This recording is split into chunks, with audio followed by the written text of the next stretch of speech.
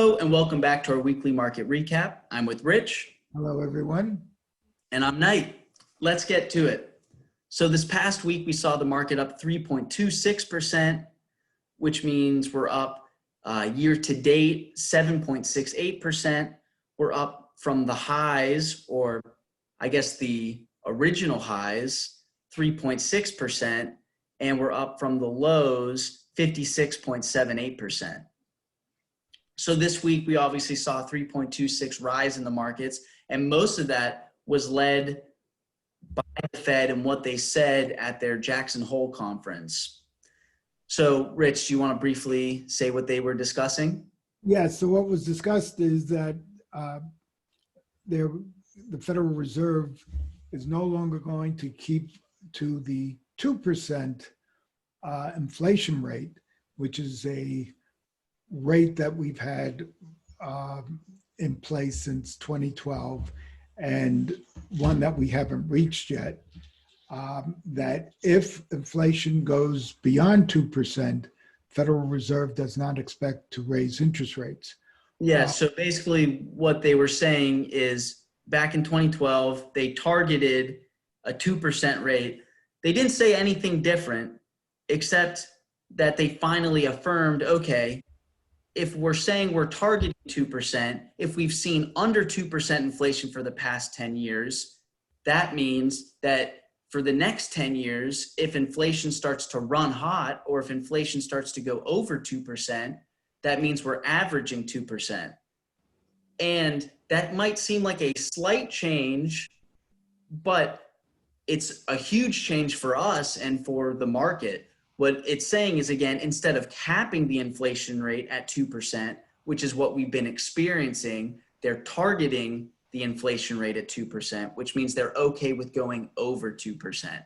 And that's a really big deal for us.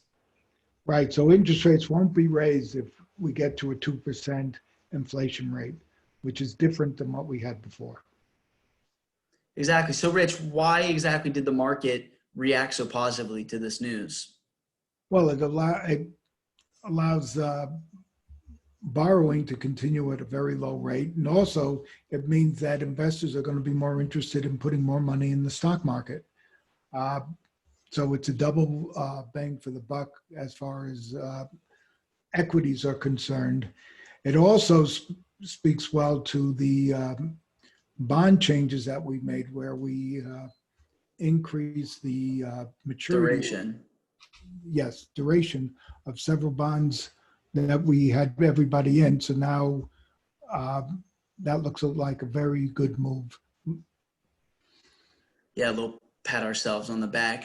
But the piece about the equity markets is, again, everyone's likely heard, don't fight the Fed. And right now, what is the Fed doing? They're affirming that they're dovish. They're going to keep interest rates low. Even if inflation starts to go above, they're going to keep it low. And rates being low means that people want to invest more in stocks. If more people are investing in stocks, then it goes up a little bit more. And so in general, equities have benefited from this. Fixed income, especially the shorter term, the ultra short term bonds and just other fixed income securities are not faring as well. Yes, one of the things to think about is what the Federal Reserve is really looking at is COVID-19 is going to last longer. The Federal Reserve doesn't have a good system to invest in Main Street, but it has a very good system to get money very quickly to Wall Street entities and to banks. So it's flooding that part of the economy, which has done fairly well anyhow, and with the hopes that that's going to trickle into Main Street.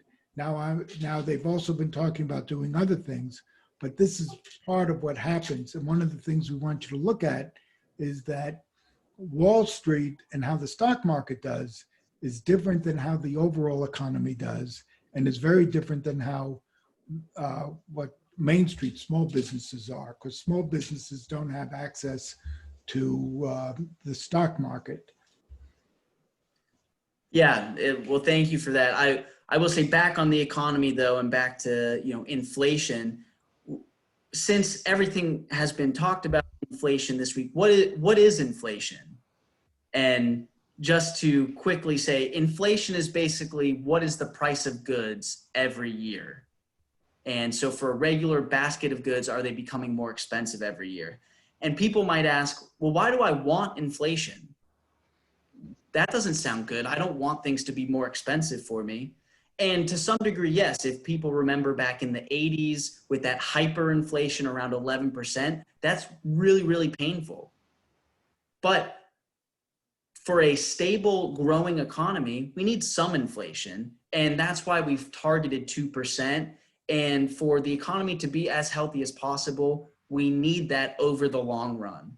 And basically, again, to surmise everything we've been talking about, the Fed has said we have been severely under that 2% inflation rate. So if we continued this low for the long run, it would be worse for the economy than if we actually let inflation rise above that 2% for, an extended period of time, even up to 6-7 years.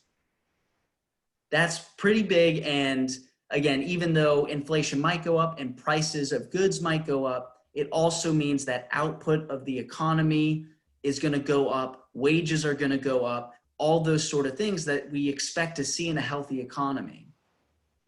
So, Rich, anything else? No, I think you did a great job. Thank you. Yeah, well, that's a little bit about inflation and why this week has been so dramatic for the markets, for us, and really what we'll be looking forward to for, in a lot of ways, years to come. So pretty big news. If you guys have any questions about it, please feel free to reach out to us.